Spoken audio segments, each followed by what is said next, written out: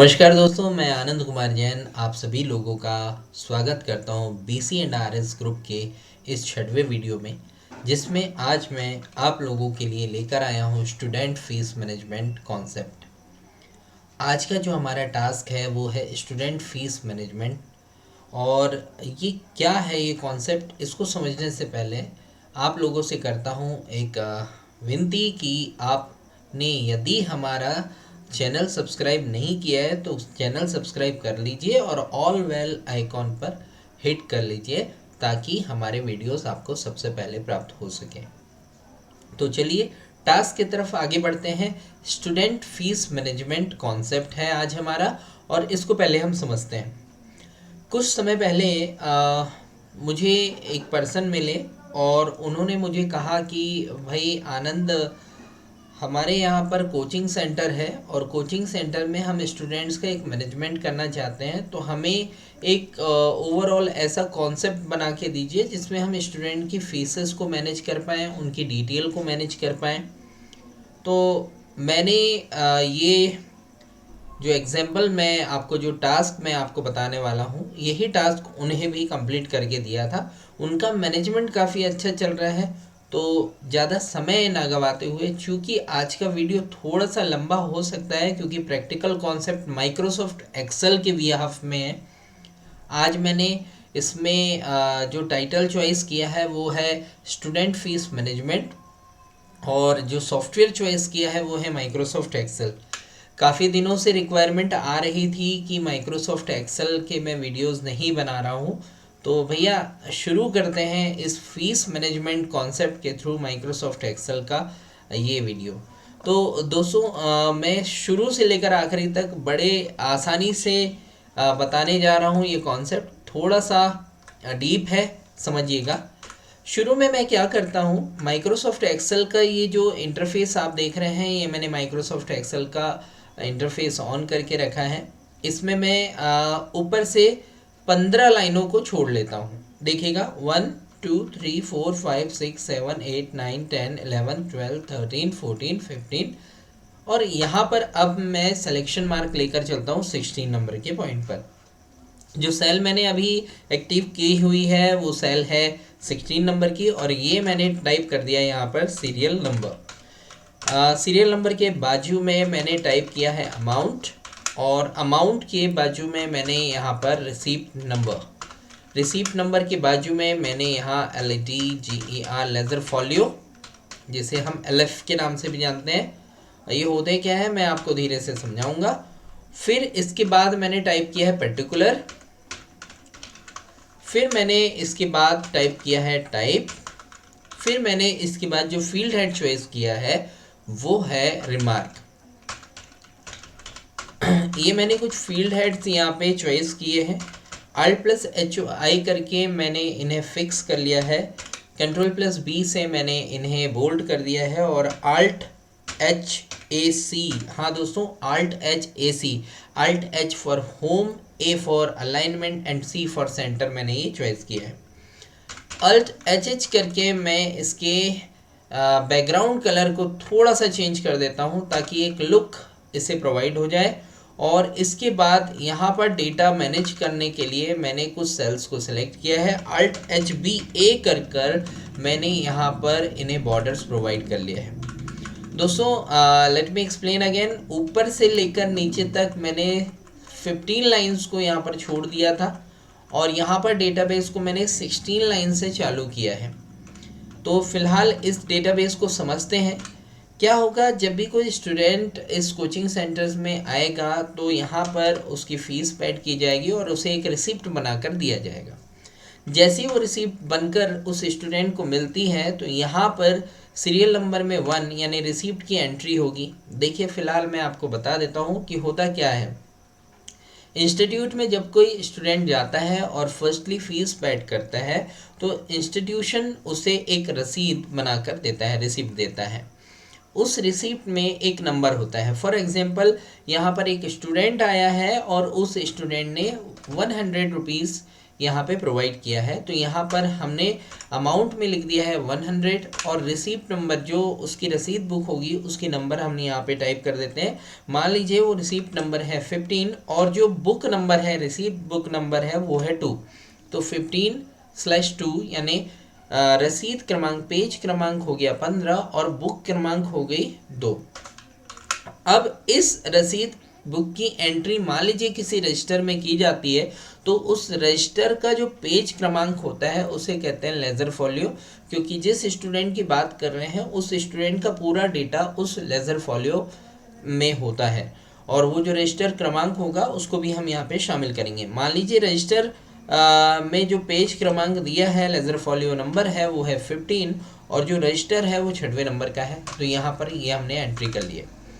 ये जो फीस बच्चे ने दी है ये है एडमिशन फ़ीस। तो यहाँ पर मैंने एडमिशन फ़ीस लिख दिया है और यहाँ पर टाइप हो गया है स्टूडेंट, क्योंकि ये बच्चा जो टाइप है वो स्टूडेंट है। और मान लीजिए ये फ़ीस प्राप्त की है हमारे अकाउंटेंट ने, तो यहाँ पे हम लिख देते हैं अकाउंट ऑफिसर। ठीक है, तो इस तरीके से हमने पूरा डेटा कंप्लीट कर दिया है। चूँकि डिटेल जो है डेटा एंट्री जो है काफ़ी बाहर भाग रही है, इसलिए मैंने Alt HOI करके इसे फिक्स कर दिया है। यहाँ पर मैंने आपको बता दिया है कि इस डेटाबेस में किस तरीके से एंट्री होगी। कच्ची रसीद जो एंटर हुई है उसकी यहाँ पे डिटेल हो जाएगी, अमाउंट की डिटेल हो जाएगी।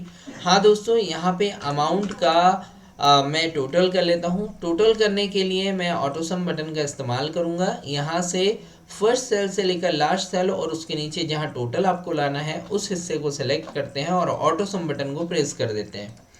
इस तरीके से आपने देखा कि यहाँ पर जो टोटल है वो होके आ जाता है और इस जगह को हम सेलेक्ट कर देते हैं और यहाँ लिख देते हैं टोटल। तो मैं यहाँ पे TOTAL लिख देता हूँ। डेटाबेस थोड़ा सा प्रभावकारी दिखाई दे इसलिए जो फंड साइज़ है उसे मैं मेंटेन कर लेता हूँ इस तरीके से। तो ये डेटाबेस सही और व्यवस्थित दिखाई देगा। यहाँ पर डेटा को मैं सेंटर पे जमा देता हूँ ताकि ये और बेटर दिखाई दे। ये मैं केवल आपको एक एग्जांपल दे रहा हूँ। तो इस तरीके से हमारा फीस मैनेजमेंट सॉफ्टवेयर बनाने का यानी कि उसके कॉन्सेप्ट को कवर करने का तरीका शुरू हो गया है। इसके पश्चात आप बड़े ध्यान से देखेंगे कि ये डाटाबेस है, लेकिन अब हमारे पास अब हम जैसे ही इस डाटाबेस को बना लेते हैं बाकी एंट्री हम बाद में करेंगे, लेकिन पूरा का पूरा डेटाबेस हमको फिल करना है। रिक्वायरमेंट ये है कि ऊपर की जो 2 सेल यहाँ पर दिखाई दे रही है दोस्तों, ये दोनों सेल को यानी 1 और 2 नंबर की लाइन को ऐसा सेलेक्ट करते हुए आपको ये लास्ट फिगर यानी रिमार्क के जस्ट ऊपर तक जाना है और इसे एक बॉर्डर प्रोवाइड कर देना है। बॉर्डर प्रोवाइड करने के बाद यहाँ पर 3 सेल को एक साथ सेलेक्ट करना है। मैं थोड़ा फास्ट बता रहा हूँ। 3 सेल को एक साथ सेलेक्ट करके मर्ज एंड सेंटर करना है एंड उसके नीचे की भी 3 सेल्स को एक साथ सेलेक्ट करके मर्ज एंड सेंटर करना है। इसके बाद की पूरी सेल्स को सेलेक्ट करके मर्ज एंड सेंटर करना है और ये हो गया हमारा कॉन्सेप्ट। इसमें मैं थोड़ा सा कलर डिफरेंट आपको यहाँ पे बता देता हूँ। यहाँ पे मैंने बैकग्राउंड कलर ब्लू कर लिया है और यहाँ का बैकग्राउंड कलर भी मैं कोई चेंज कर देता हूँ इस तरीके से, ताकि ये अलग से आपको दिखाई दे। मेरा कलर कॉम्बिनेशन उतना अच्छा नहीं है, लेकिन मुझे एग्जाम्पल बताना है इसलिए मैं वहीं कोई भी कलर को चॉइस कर ले रहा हूँ। ये मैंने कलर इस तरीके से चॉइस कर दिया और इसके बाद ये पूरा डाटाबेस इस तरीके से मैनेज करके मैंने यहाँ थिक बॉर्डर एक प्रोवाइड कर दिया है ताकि ये पूरा एरिया एक थिक बॉर्डर के रूप में हमारे सामने शो हो। यहाँ पर इस जगह पर मैं लिखने वाला हूँ रजिस्ट्रेशन नंबर। अब रजिस्ट्रेशन नंबर के बाद ये जो एरिया बचेगा यहाँ पे बच्चे का नाम यानी जो अभ्यर्थी है, जो कैंडिडेट है, उसका नाम बड़े साइज में दिखाई देगा, इसलिए इस जगह को मैंने छोड़ दिया है और इस स्थान पर जो रजिस्ट्रेशन नंबर होगा वो दिखाई देगा। रजिस्ट्रेशन नंबर के जस्ट नीचे मैं थोड़ा सा एरिया बचा हुआ है, उस एरिया को मैं सेलेक्ट कर लेता हूँ और यहाँ पर मैं टाइप करने जा रहा हूँ एडमिशन फॉर्म। तो भैया क्या होगा, जब वो बच्चा हमारे इस इंस्टीट्यूशन में आएगा तो वो एक एडमिशन फॉर्म फिल करेगा। उस एडमिशन फॉर्म की डिटेल भी हम इस हिस्से में पुटअप कर देंगे और इसलिए मैंने इसे एडमिशन फॉर्म नाम दे दिया है। और ये हो गया एडमिशन फॉर्म वाला एरिया, ये हो गया रजिस्ट्रेशन नंबर वाला एरिया, यह नाम वाला एरिया, और ये एडमिशन फॉर्म वाला एरिया। यहाँ पर मैंने चूँकि ये सेल को मर्ज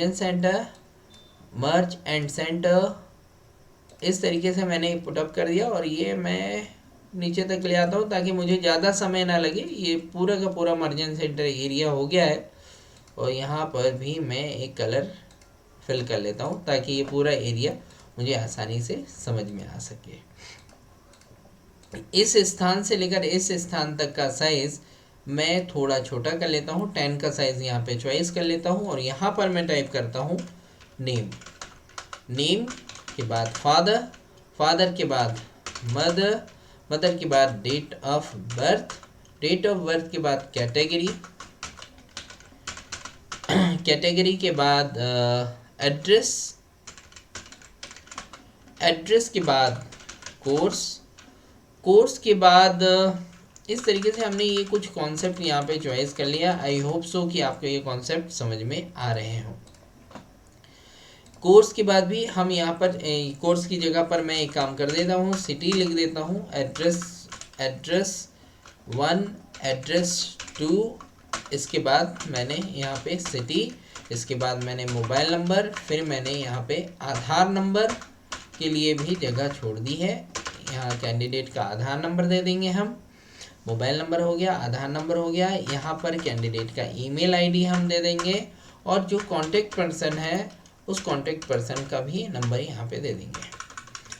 सपोज दैट यहाँ पर ये डेटा कंप्लीट होता है और हम यहाँ पे डेटा बना लेते हैं। डेटा किस तरीके से बनाएंगे, ये मैंने मर्ज सेंटर कर दिया। यहाँ पर एक डमी फॉर्म्स की एंट्री कर लेते हैं। मान लीजिए यहाँ पर सुपरमैन है स्टूडेंट, उसके फादर का नाम है He-Man, suppose that He-Man, mummy का नाम है रमा, और डेट ऑफ बर्थ है 5/5/2001। कैटेगरी है मान लीजिए जनरल।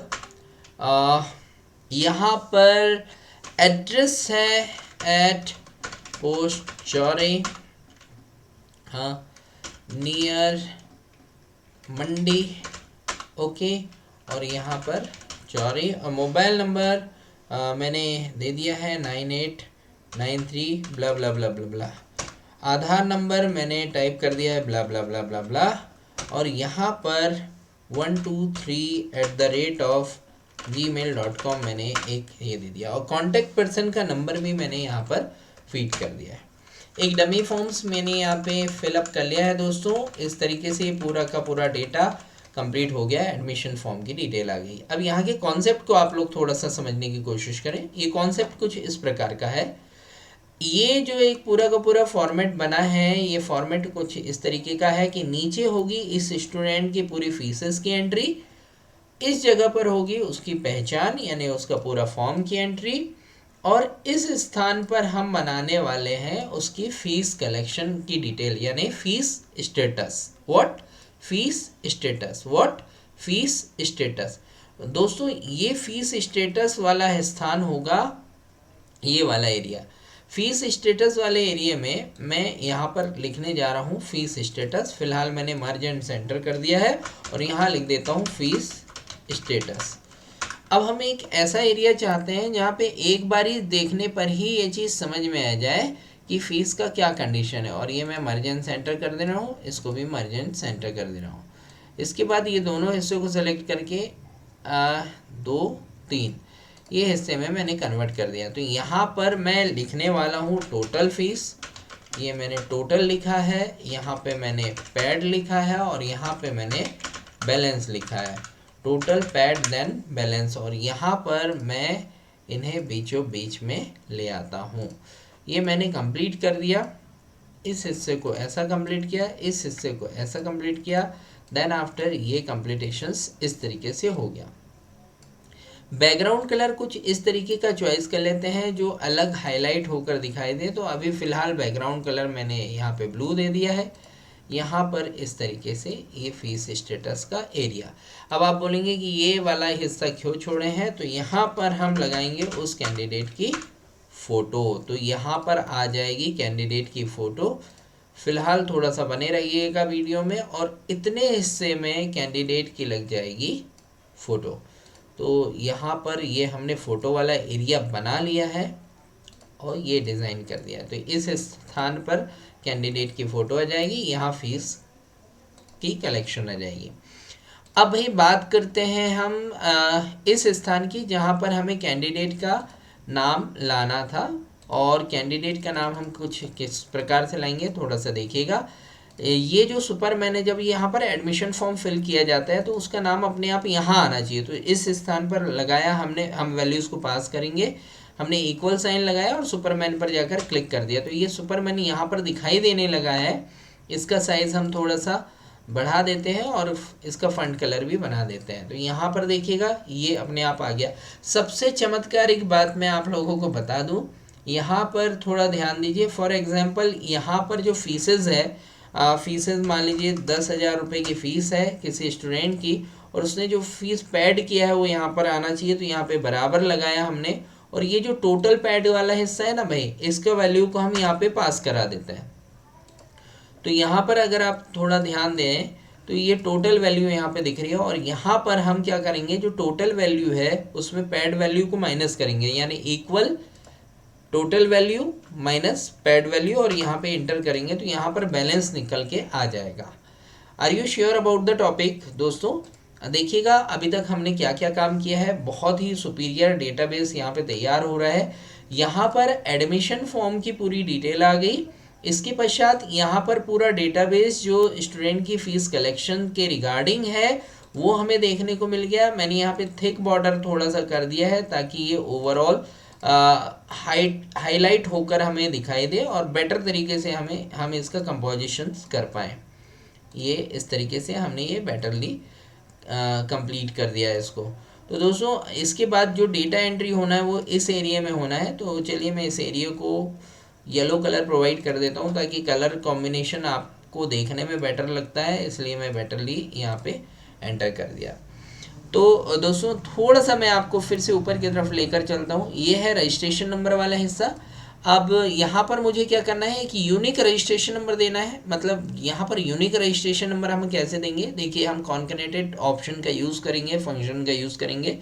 अब यहाँ पर यूनिक नंबर कैसे आएगा, जो कैंडिडेट है यहाँ पर, हाँ एक बात और मैं बता दूं कि ये जो आपको आधार नंबर यहाँ पर दिखाई दे रहा है, ये आधार नंबर पूरा का पूरा दिखाई नहीं दे रहा है। अभी कभी भी एक्सेल में इस तरीके का कुछ फॉर्मेट आता है, प्रॉब्लम आती है, तो यहीं पर माउस की राइट बटन क्लिक करना है, फॉर्मेट सेल पर जाना है दोस्तों।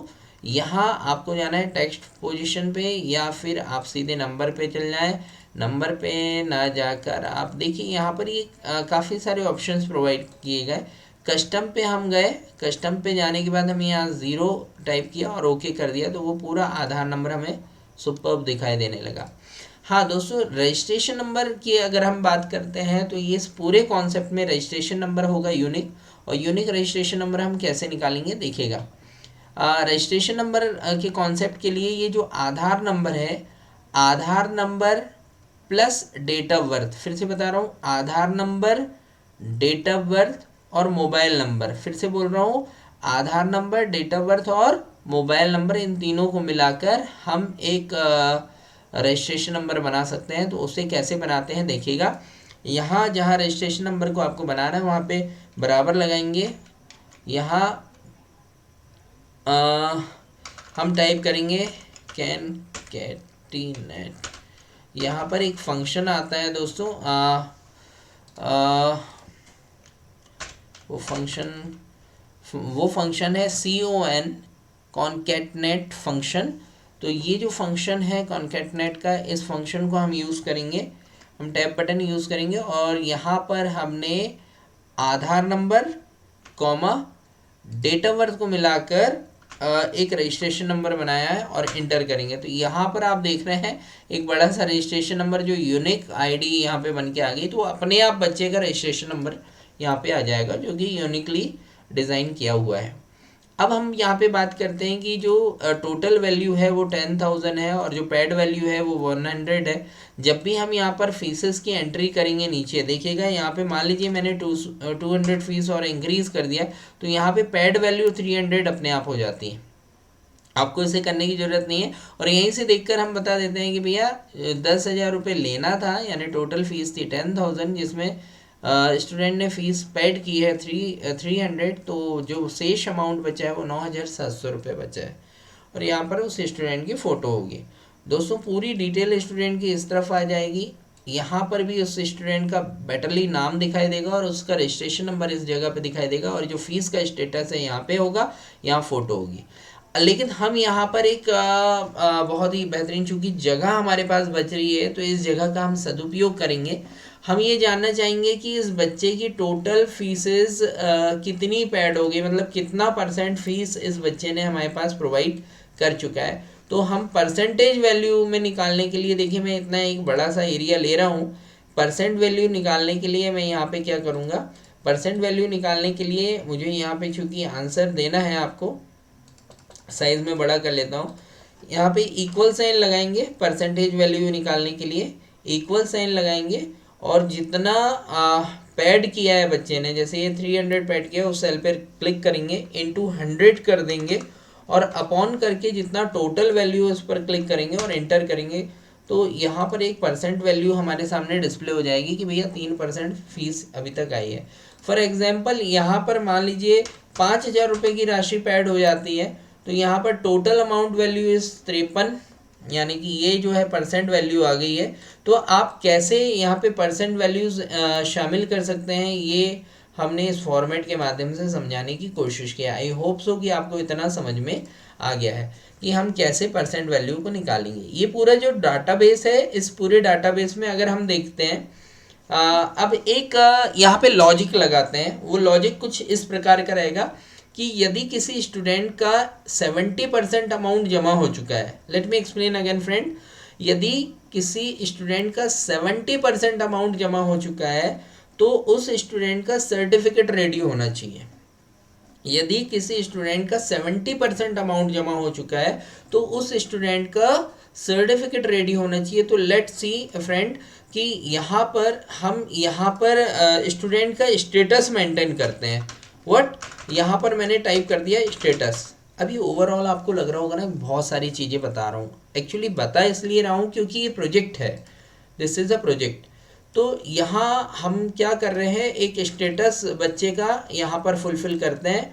मान लीजिए मैंने अभी आपको लॉजिक बताया कि यदि किसी स्टूडेंट का 70% अमाउंट यहाँ पे फीड हो चुका है तो स्टेटस हमें शो करेगा सर्टिफिकेट, क्या, सर्टिफिकेट। और मान लीजिए उस बच्चे का 70% अमाउंट पेड नहीं हुआ है तो वहाँ पर स्टेटस शो होना चाहिए कलेक्शन।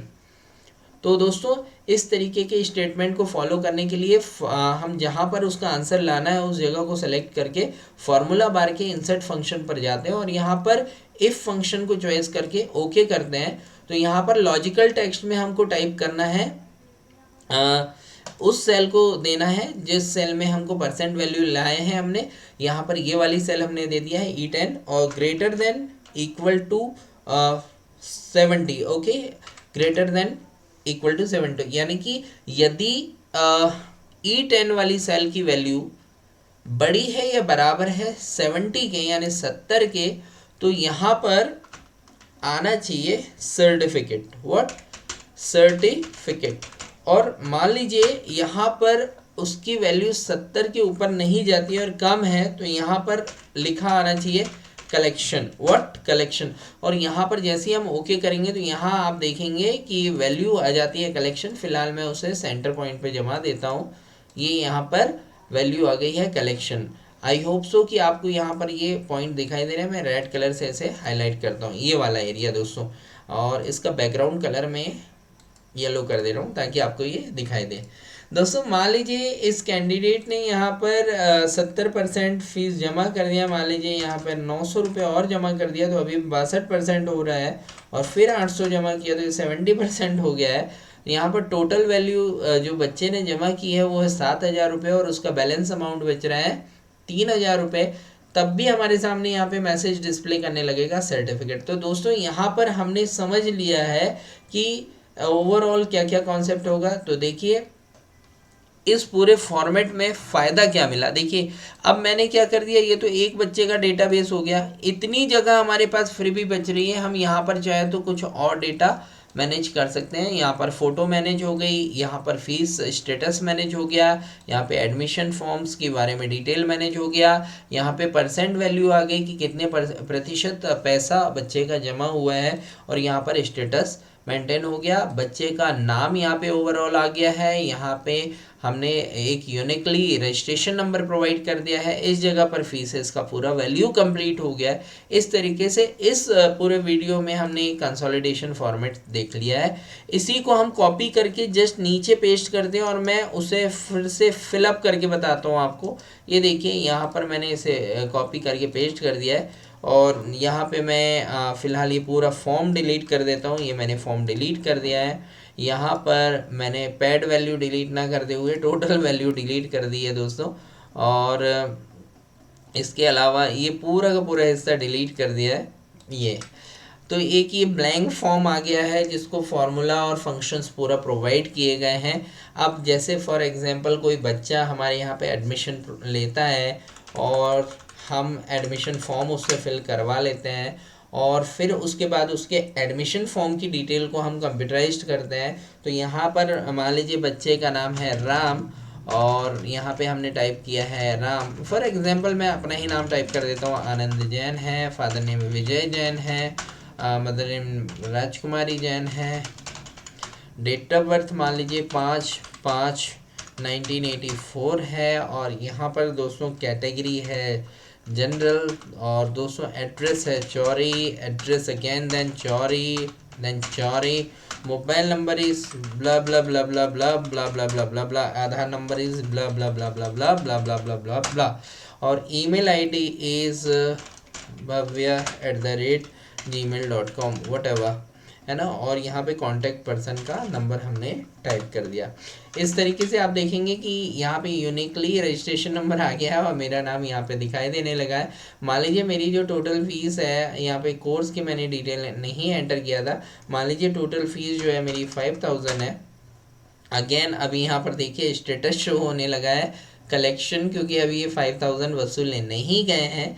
यहाँ पे सीरियल नंबर में मान लीजिए आनंद जैन फर्स्टली एंड मोस्टली 1000 रुपये जमा करता है, उसकी रसीद जो आनंद जैन को मिलती है उसकी डिटेल ये है कि 12 नंबर की रसीद है, पहली बुक है, और यहाँ पे लेज़र फॉलियो और बाकी डिटेल में। अभी फ़िलहाल थोड़ा सा वीडियो काफ़ी लंबा हो रहा है, इसलिए इसको अब मैं इतने ज़्यादा कवर नहीं करूँगा, लेकिन हाँ फ़िलहाल यहाँ पे ओवरऑल डिटेल मिल गई है कि भैया 5000 की टोटल फ़ीस थी, जिसमें 1000 जमा हुआ है, इस डेट को जमा हुआ है, यहाँ पे मैंने डेट देना भूल गया था, और टोटल बैलेंस इतना बचा है, इतने परसेंट अमाउंट बचा है।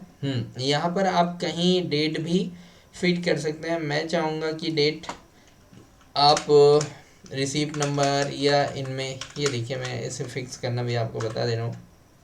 कॉपी किया मैंने और इधर पेस्ट किया, फिलहाल टाइप की आवश्यकता नहीं थी तो मैंने यहाँ पर दे दिया डेट, ये मैंने डेट दे दिया, तो यहाँ पर ये डेट भी फीड कर दिया। तो यहाँ पे date, receipt number, ledger folio, particular and then remark, ये सब चीज़ें शामिल हो गई।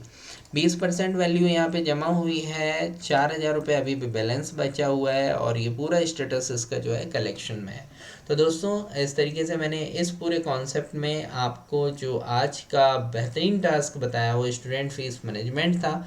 यहाँ पर आप एक्सेल में आपने सीखा कि स्टूडेंट की फ़ीस को किस तरीके से मैनेज करेंगे। अगर आपको वीडियो अच्छा लगा तो आप इसे लाइक करिए और दूसरों को भी शेयर कीजिए, और ज़रूर हाँ हमारा चैनल ज़रूर सब्सक्राइब कीजिएगा, दूसरों को भी सजेस्ट कीजिएगा। मैं इसी तरीके से कई सारे कॉन्सेप्ट आपको लेकर प्रोवाइड करते रहूँगा। थैंक यू दोस्तों, आज का वीडियो यहीं पे ख़त्म करते हैं।